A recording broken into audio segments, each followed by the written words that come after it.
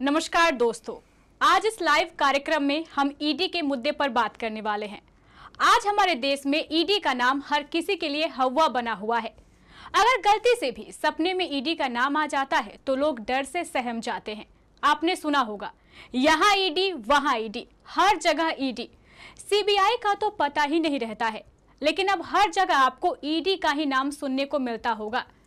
लेकिन अब supreme court ने ईडी को लेकर एक बड़ा फैसला सुनाया है। जानकारों का तो कहना है कि सुप्रीम कोर्ट ने ईडी के पर ही काट दिए हैं। वह क्या फैसला है और इससे जुड़े सभी बिंदुओं पर आज हम केबीसी महानिदेशक ललित अग्रवाल से विस्तार पूर्वक बात करेंगे। सर, आपका स्वागत है हमारे स्टूडियो में। नमस्कार दर्शकों, नमस्कार मोना। सर, सबसे पहले कल ईडी को लेकर सुप्रीम कोर्ट ने क्या फैसला सुनाया है और इस फैसले से आम लोगों पर और नेताओं पर क्या प्रभाव पड़ेगा? हम मोना में आपको सुन रहा था ईडी। पहले ईडी क्या है ये हम बता दें दर्शकों को। ईडी मतलब इन्फोर्समेंट डायरेक्टरेट, हिंदी में अगर इसका नाम बोलेंगे तो प्रवर्तन निर्देशालय। दरअसल ये संस्था बनी थी जो बाहर से लोग हवाला के थ्रू पैसे लाते थे, इधर से उधर पैसे करते थे, कच्चे के ब्लैक मनी के पैसे। तो उसको रोकने के लिए ईडी विभाग बनाया गया था। मनी लॉन्ड्रिंग जिसको बोलते हैं, हवाला। हवाला क्या है ये भी बता देता हूँ मैं दर्शकों को। ज़्यादातर देखते हैं कि लोगों के पास जो ब्लैक मनी होती है, किसी को दुबई भेजना है, किसी को सऊदी अरब भेजना है, बैंक से ट्रांसफ़र कर नहीं सकते, तो वो लोग एक हवाला कारोबारी होते हैं, हर बड़े शहर में आपको मिल जाएंगे। वो यहाँ आप उसको पैसा दीजिए और दुबई या फ्रांस जहाँ चाहिए पैसा ले लीजिए। इसके बगल में जो हवाला कारोबारी है उसका कमीशन अपना चार्ज करते हैं। और ये व्यापार बड़े लेवल पे इंडिया में भी चल रहा है। सरकार ने बहुत कोशिश की है, बहुत दावे किए, लेकिन कोई फायदा नहीं। ये व्यापार आप कहीं भी पता करेंगे तो आपको बड़ा ही फल फूल भी रहा और आज भी फल फूल रहा है। तो ये तो हुआ हवाला और मनी लॉन्ड्रिंग जिसे कहते हैं, ये हुआ। इसी को रोकने के लिए जो ईडी विभाग जो बनाया गया था, इन्फोर्समेंट डायरेक्टरेट, प्रवर्तन निर्देशालय, इसी को रोकने के लिए विभाग बनाया गया था। तो अब तो पिछले 5 साल में हम देखेंगे, आपने ठीक कहा कि पहले हम लोग सुनते थे सीबीआई आ गई। अब सीबीआई तो कहाँ चले गई लोगों को पता नहीं। पिछले 5 साल में जिधर देखो ईडी, उधर देखो ईडी मतलब भूत, ऐसा हो गया भूत का। अब आप जानना चाह रही थी कि कल क्या सुप्रीम कोर्ट ने दिया फैसला। कल सुप्रीम कोर्ट ने जो फैसला दिया, या आपने सही वाक्य का प्रयोग किया है कि सुप्रीम कोर्ट ने कल ईडी के 80%, आप बोले 80% पर काट दिए। 80% उसकी ताकत घट गई है अभी तक। अब आप पूछिएगा ये कैसे, मैं इसको थोड़ा आपको डीप जाना पड़ेगा। डीप क्या जाना पड़ेगा? देखिए, ईडी के विभाग में जो ईडी जो काम करती है वो पीएमएलए एक्ट होता है। PMLA, prevention of money laundering act, money laundering को रोकने का कानून। उसमें 2 सेक्शन ज़्यादा पॉपुलर है, पीएमएलए 19 और पीएमएलए 45। तो कल पीएमएलए 19 को ऑलमोस्ट सुप्रीम कोर्ट ने डेड प्राय कर दिया। अब ईडी पीएमएलए 19 का सीधा प्रयोग नहीं कर सकती। कल का मेन फैसला सुप्रीम कोर्ट का यही है। लेकिन इससे फर्क क्या पड़ेगा, ये आपने पूछा। पीएमएलए 19 क्या है, पहले आपको ये समझना पड़ेगा। पीएमएलए 19 क्या है कि मैं उदाहरण देके आपको समझा देता हूँ। अरविंद केजरीवाल जो दिल्ली के मुख्यमंत्री है, उसकी गिरफ्तारी का मामला आज पूरी इंडिया में पॉपुलर, आपको भी पता होगा जी। उसकी गिरफ्तारी कैसे हुई थी आपको याद होगा। अरविंद फार्मा कंपनी जो बायो फार्मा कंपनी है, मेडिसिन की कंपनी है, उसके मालिक है शरत रेड्डी जी, बाप बेटे उसका बेटा है ये। उसको पूरे ईडी ने एक मामले में गिरफ्तार किया था। उसने 9 बार तो बोल दिया कि अरविंद केजरीवाल से मेरा लेना देना नहीं है, लेकिन अगर आम आदमी पार्टी की माने तो उसने दबाव डाला और शरत रेड्डी ने बयान डाल दिया कि हाँ, मैंने घुमा फिरा के उसे डाला कि मेरे एक आदमी ने अरविंद केजरीवाल के आदमी को 1 करोड़ रुपये रिश्वत दिया था। बस इसी बयान के आधार पे ईडी ने अरविंद केजरीवाल को अरेस्ट कर लिया जी। तो ये जो अरेस्टिंग थे, ये सेक्शन 19 है, पीएमएलए का सेक्शन 19 है कि किसी के बयान को वो लोग सबूत मानकर ये ईडी किसी को भी अरेस्ट कर सकती है। और सबसे खराब बात इसका आप समझ लीजिए क्या है कि ईडी का जो पीएमएल एक्ट है ना, ये सबसे उसका ड्रॉबैक बोल लीजिए या ईडी के फेवर का जो पॉइंट है ये है कि ईडी को उसको जिसको गिरफ्तार कर रहे हैं आरोपी है उसको कोई ना तो एफआईआर की कॉपी देनी है, न ईडी को साबित कर रहे हैं कि वो गुनाहगार है। जो जिसको पकड़ा है, जैसे केजरीवाल को पकड़ा तो केजरीवाल को खुद साबित करना पड़ेगा कि वो निर्दोष है। वो भी एक तरह से नहीं, कम से कम 2 बिंदुओं पर उसको निर्दोष साबित करना पड़ेगा, जो होना काफी मुश्किल होता है। इसलिए सालों साल लोग जेल में रह जाते हैं। अब देखेंगे क्या सत्येंद्र जैन 2 साल से जेल में, दिल्ली के स्वास्थ्य मंत्री, हम उस मुद्दे पे भी आएंगे। तो अब क्या किया कल सुप्रीम कोर्ट ने, सेक्शन 19 का जो प्रयोग ईडी सीधा करती थी ना, उसको उसमें प्रतिबंध लगाते हुए उसको बाइफार्केट में उसका पावर कम कर दिया। क्या किया ये आप समझिए। पहले ईडी ने अपना बयान दर्ज किया शरद रेड्डी का और सीधे जाके अरेस्ट कर दिया, सम्मन भेजा नहीं है, अरेस्ट कर दिया। लेकिन अब वो ईडी ऐसा नहीं कर सकती है, बिल्कुल भी नहीं कर सकती है। अब उसको क्या करना होगा ये आप समझ लीजिए। ईडी को अगर ऐसा कोई बयान मिलता है तो उसको पहले स्पेशल कोर्ट में जाना होगा, जो ईडी का सीबीआई का स्पेशल कोर्ट होता है, उसमें जाके कोर्ट से रिक्वेस्ट करना होगा कि हम फलाना व्यक्ति को अरेस्ट करना चाहते हैं। उदाहरण को हम अरविंद केजरीवाल के मामले को लेकर चलते हैं तो आपको समझ सीधा सीधा आएगा। अगर अरविंद केजरीवाल का मामला रहता मान लीजिए भी, तो शरद रेड्डी का बयान अगर आ गया तो शरद रेड्डी अरविंद केजरीवाल को गिरफ्तार, जैसे उन्होंने घर पे गई ईडी रात को अरेस्ट कर लिया 21 मार्च को, लगभग 1.5-2 महीना पहले, तो उसको पहले स्पेशल कोर्ट जाना पड़ता और उसको बताना पड़ता कि हम अरविंद केजरीवाल को अरेस्ट करना चाहते हैं। तो कोर्ट पूछता क्यों करना चाहते हैं, तो उसको काउज बनाना पड़ता, और काउज से अगर संतुष्ट होता कोर्ट तो उसके बाद भी वो अरेस्ट का ऑर्डर नहीं देख सकता कोर्ट को। वहां भी सुप्रीम कोर्ट ने प्रतिबंध लगाया है, कोर्ट के स्पेशल कोर्ट पर भी कहा कि फिर वो उस आरोपी को बुला के पूछेगा, आरोपी से उसकी सफाई मांगे, आरोपी फिर सफाई देगा। तो आरोपी की सफाई से अगर कोर्ट फिर भी संतोष नहीं हुआ तो कोर्ट आरोपी से पूछेगा कि अगर ईडी के बुलाने पे आपको आना होगा टाइम टू टाइम। अगर वो ये कहता है कि नहीं ठीक है, जब ईडी बुलाएगी हम सहयोग करेंगे, तब फिर भी अरेस्टिंग नहीं होगी। पहले क्या था, ईडी जब चाहे अरेस्ट कर ले और जेल का डर से जेल भेज देते थे। आपने सुना होगा ईडी का खौफ कितना, आपने बताया ना कि ईडी का हुआ है।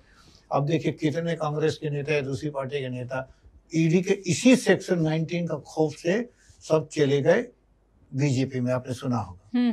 और कितना आप उधर अजीत पवार को ले लीजिए, हेमंत बिश्व शर्मा को ले लीजिए, नारायण राणे को ले लीजिए, मतलब गिनती नहीं। आम आदमी पार्टी का एक नेता भी कुछ दिन पहले भी चला गया, तो गिनती नहीं है कि ईडी का डर से कितने लोग बीजेपी में गए। और विपक्ष हमेशा बीजेपी उसको अपने यहाँ पार्टी में शामिल कर लेती थी, जिससे विपक्ष कमजोर होता था।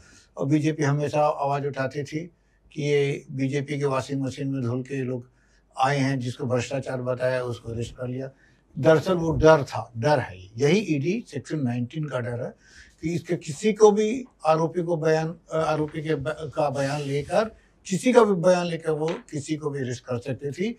और ईडी की एक खास बात ये भी जान लीजिए आप, ईडी देश के किसी भी शहर में गांव में जाकर उसको सीधा पावर है फिर जाके अरेस्ट कर सकती है। सीबीआई को ये पावर नहीं है, सीबीआई को बहुत से स्टेट में जाने का पावर नहीं है, वहाँ की सरकारों ने प्रतिबंध लगा दिया।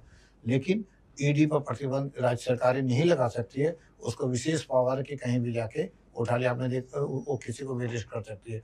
आप देख सकते हैं झारखंड के मुख्यमंत्री को उठा लिया, मनीष सिसोदिया उप मुख्यमंत्री थे, अरविंद केजरीवाल थे, मतलब कोई भी उसके अधिकार क्षेत्र से बाहर नहीं था। लेकिन कल का सुप्रीम कोर्ट का फैसला ऐतिहासिक फैसला है, और इस फैसले के बाद आप ये जान लीजिए विपक्ष के जो नेता है उसमें कई गुना ताकत आ जाएगी। अब वे खुलकर शायद बीजेपी सरकार या मोदी सरकार का विरोध कर सकते हैं। वो खौफ, जो डर उसके अंदर था, वो अब आपको दिखाई नहीं पड़ेगा। ये बड़ा फैसला है।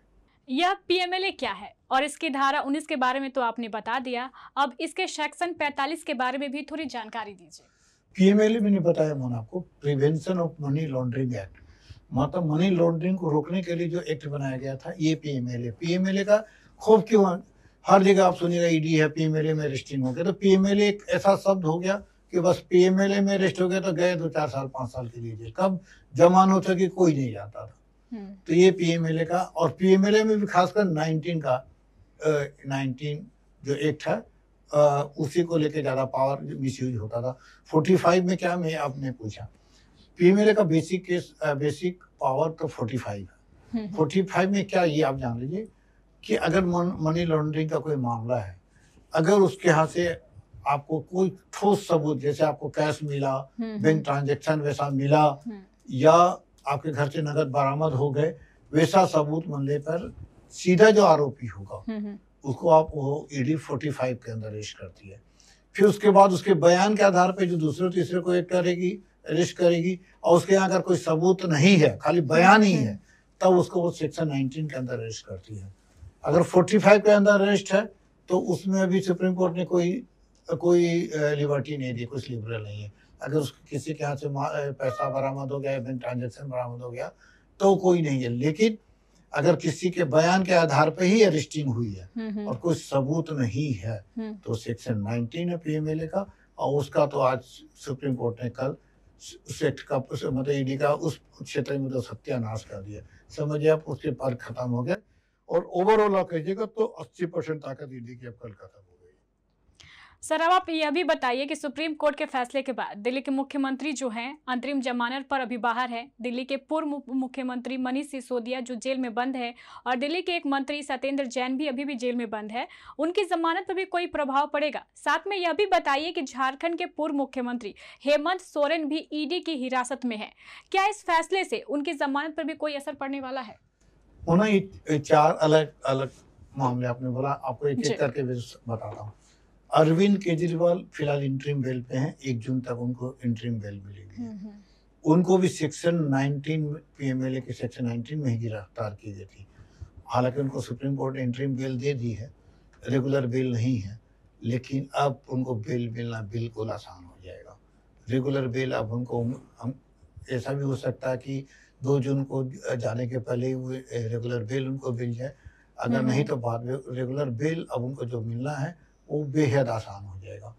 और अब आते हैं, आपने पूछा मनीष सिसोदिया के बारे में। मनीष सिसोदिया भी उसी मामले में अरेस्ट है जिस मामले में अरविंद केजरीवाल को गिरफ्तार किया गया था, जिस मामले में संजय सिंह को गिरफ्तारी हुई थी। और शराब घोटाला जिसको कहते हैं, दिल्ली का शराब घोटाला, हम लोगों को शराब घोटाला क्या है ये भी थोड़ा बता देते हैं कि आम आदमी पार्टी पे आरोप क्या है कि आज से 2 साल पहले दिल्ली में आम आदमी पार्टी ने शराब की ऐसी नीति बनाई थी, उस नीति से उसने साउथ के कुछ लोगों से 100 करोड़ रुपया से अधिक अर्जन किया, और उस पैसे का इस्तेमाल मनी लॉन्ड्रिंग के माध्यम से गोवा के चुनाव में किया। ये ईडी का आरोप है जी। और यही शराब, हालांकि अभी वो शराब का नियम कानून बदल गया, लेकिन ईडी का आरोप है कि ऐसा आम आदमी पार्टी ने किया है। हालांकि उस मामले में कोई आज तक न तो कोई केस बरामद हुआ, न कोई पुख्ता सबूत है, लेकिन आरोप यही है, यही शराब घोटाला है। तो इसी में मनीष सिसोदिया के यहाँ भी जो मुख्यमंत्री थे, बैंक खातों, घर पे भी रेड हुई, उसके बैंक खातों को भी जांच की गई, कहीं से कुछ भी नहीं मिला। लेकिन ये कहते हैं ना कि किसी के बयान पे गिरफ्तारी हो जाती है, तो मनीष सिसोदिया की भी गिरफ्तारी हुई, लेकिन उसको ईडी ने गिरफ्तार नहीं किया। ये आप गौर कीजिएगा, उसको सीबीआई ने गिरफ्तार किया फरवरी 2023 में। आज से लगभग 1 साल 4 महीना हो गया, 16-17 महीने होने चले। उसको सीबीआई ने 120B धारा है सीआरपीसी भारत की, क्रिमिनल पेनल कोड की 120B, जो साजिश रचने की धारा है, और साथ में कुछ अन्य धारा भी है, उसके तहत सीबीआई ने अरेस्ट किया है। इसलिए इस फैसले से बहुत ज़्यादा फर्क तो नहीं पड़ेगा। लेकिन आज मनीष सिसोदिया का जो मामला जहाँ तक है, सुप्रीम कोर्ट में अब इसका मामला, बेल का मामला जाने वाला है, और अब तक सीबीआई ने कोई पुख्ता सबूत पेश नहीं किए, तो उम्मीद यही जताई जा रही है कि मनीष सिसोदिया की बेल आसानी से हो जाएगी। और दूसरा मैं आपको आपने पूछा सत्येंद्र जैन का जी। तो सत्येंद्र जैन के बारे में बता दूं कि उसको हिरासत में तो ईडी ने ही लिया है, लेकिन मामला वो शराब घोटाले का नहीं है, वो एक अलग मामला था, जमीन खरीद बिक्री का मामला। ये मामला 2017 का था। सत्येंद्र जैन दिल्ली के स्वास्थ्य मंत्री थे। उन पे आरोप था कि उन लोगों ने 2017 में हवाला के माध्यम से 11 करोड़ का ट्रांसफर किया था, और 4 कंपनियों के माध्यम से वो पैसा ट्रांसफर हुआ था, और दिल्ली में उन्होंने उन पैसों से जमीन खरीदी थी। जबकि इसके एवज में आम आदमी पार्टी का ये कहना है कि उस 4 कंपनी के जो नाम ईडी ले रही है, उससे 2013 में ही सत्येंद्र जैन ने इस्तीफा दे दिया, तो वो है ही नहीं और ये आरोप बेबुनियाद। हालांकि इसमें भी कोई बरामदगी नहीं है, कुछ सबूत नहीं है, लेकिन जमीन घोटाले के मामले में उसको गिरफ्तार किया गया। उसको सेक्शन 19 में नहीं है, सेक्शन 45 में गिरफ्तारी है। तो उस पर अभी देखने वाली बात होगी उस पर अभी क्या होता है, लेकिन तत्काल उनको बेल मिलती नजर नहीं आती। अगर सुप्रीम कोर्ट, जैसा भी पता है जानकारी मिल रही है, जल्द ही सुप्रीम कोर्ट पीएमएलए का सेक्शन 45 की भी समीक्षा करने वाला है। हालांकि आज से 1 साल 2 साल पहले कुछ सुप्रीम कोर्ट की एक बेंच ने कहा भी था कि सेक्शन 45 की समीक्षा होनी चाहिए, लेकिन अब तक ये मामला सुप्रीम कोर्ट में पेंडिंग है, लेकिन अभी उसमें थोड़ा वक्त लग सकता है। और रह गई एक आपने हेमंत सोरेन का नाम बोला, झारखंड के जो पूर्व मुख्यमंत्री रहे, उनको भी हिरासत में ईडी ने लिया है, लेकिन उन्हें भी सेक्शन पीएमएलए का 19 के तहत के अंदर ही गिरफ्तार किया गया। उसमें मुख्य आरोपी वहाँ के जो राजस्व विभाग के जो उप निदेशक थे, नाम था उनका भूपेंद्र प्रसाद या नाम है भूल रहा हूँ, वो मुख्य आरोपी हैं। उनके बयान के आधार पे इनको गिरफ्तार किया गया था। हेमंत सोरेन को उन्होंने इस्तीफा दे दिया था, लेकिन ये एक्ट आने से अब उम्मीद है कि उनको इनकी जमानत का रास्ता बिल्कुल पूरी तरह खुल जाएगा। और जैसा कि मुझे पता है आज इस मामले को लेकर सुनवाई भी है, देखिए आज होता है या अगली तारीख में होता है, बहुत उम्मीद है कि जल्दी इनको भी जमानत मिल जाएगी। सर, जैसा कि पीएमएलए का लोगों के अंदर खौफ है, वैसे ही खौफ यूएपीए को भी लेकर है, इसके बारे में भी थोड़ा जानकारी दीजिए। हाँ मोहना, ये एक अच्छा सवाल आपका। पीएमएलए जितना खतरनाक है, यूएपीए भी उतना ही खतरनाक है। यूएपीए है क्या, उसका पहले अर्थ समझ लीजिए। UAPA unlawful activity prevention act. Unlawful मतलब जो कानून का गैर कानूनी एक्टिविटी जो होती है, राष्ट्र विरोधी एक्टिविटी जो होती है, उसको बचाने के लिए एक्ट बनाया गया है। लेकिन इसका मिसयूज होता है बहुत, और मिसयूज आजकल की सरकार पे लगातार आरोप लग रहे हैं कि साधारण केस को भी यूएपीए में कन्वर्ट कर देती है। अभी 2 दिन पहले का उदाहरण देता हूँ। 2 दिन पहले सुप्रीम कोर्ट ने यूएपीए को लेकर भी कटाक्ष किया, अपनी टिप्पणी की है। आपने सुना होगा एक न्यूज क्लिक यूट्यूब चैनल है, बहुत बड़ा चैनल है, उसके डायरेक्टर और संस्थापक थे प्रवीर पुरकैया। वो बहुत पुरानी पत्रकार थे, वरिष्ठ पत्रकार हैं, 76 साल उनकी उम्र है। और इमरजेंसी के समय जब इंदिरा गांधी ने इमरजेंसी लगाई थी, तब भी खुलकर वो पत्रकारिता करते थे, खुलकर इंदिरा गांधी के विरुद्ध लिखते थे। लेकिन उस समय बहुत ज़्यादा दिक्कत नहीं आई। लेकिन अभी लगभग पिछले अक्टूबर में उन पर आरोप लगा कि एक वाशिंगटन टाइम्स का एक पेपर, न्यूयॉर्क टाइम्स अमेरिका का, उसमें टिप्पणी आई थी कि इस चैनल को सपोर्ट करता है अमेरिका का एक ऐसा नागरिक जिसे चीनी फंडिंग मिलती है। तो सरकार को ये जो चैनल है प्रवीर पुरकैया का जो न्यूज क्लिक चैनल है, ये हमेशा सरकार से सवाल किया करता था, चाहे वो किसान आंदोलन रहा हो, चाहे वो जो आंदोलन चला था ना दिल्ली में सीए को लेके आंदोलन था, उसका रहा हो, हमेशा या इलेक्ट्रल बॉन्ड का, तो हर बार उन्होंने सरकार से सवाल पूछे। सरकार की नज़र में चैनल खड़ा करा था, बस उस उधर अखबार में छपा नहीं, छापा मारा और उसको इनको प्रवीर पुरकैया जो 76 साल के थे, उनको यूएपीए की धारा लगा के जेल भेज दिया कि इसे अनलॉफुल मतलब कि राष्ट्र विरोधी काम किया, जबकि कोई सबूत नहीं कि पैसा आया कि नहीं आया, कोई प्रूफ भी नहीं था, और जेल भेज दिया। तो सुप्रीम कोर्ट ने परसों प्रवीर पुरकैया को तो रिहा कर ही दिया, रोहिणी जेल से वो कल परसों रिहा भी हो गए। लेकिन सुप्रीम कोर्ट ने जो ये फैसला सुनाया, आप सोच नहीं सकते, सुप्रीम कोर्ट ने पुलिस की गिरफ्तारी, उसकी प्रोसीडिंग सब पे क्वेश्चन मार्क लगा दिया। अब जानकारी ये मिल रही है कि सरकार सुप्रीम कोर्ट पहले भी यूएपीए को लेकर आपत्ति जता चुकी है। उम्मीद लोग जता रहे हैं कि जल्द ही सुप्रीम कोर्ट यूएपीए को लेकर भी दोबारा समीक्षा करेगा और इसको हटाने की सिफारिश सरकार से करेगा। मैं आपको बता दूं, 2 बात बताना जरूरी हो गया है। एक सबसे ज़्यादा जरूरी बात है कि जो पीएमएलए को लेकर 19 को लेकर जो फैसला आया था, वो जस्टिस ओका और जस्टिस उज्जवल पुनिया की बेंच थी सुप्रीम कोर्ट की, बहुत रिनाउंड बहुत बड़े जज हैं, तो उनका फैसला था।